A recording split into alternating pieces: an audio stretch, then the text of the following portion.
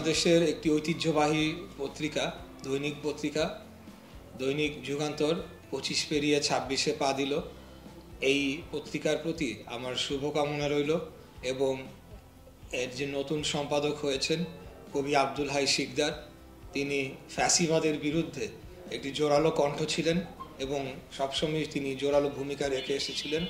বৈরী পরিস্থিতিতেও তার জোরালো ভূমিকা আমরা বিভিন্ন সময় দেখতে পেয়েছি।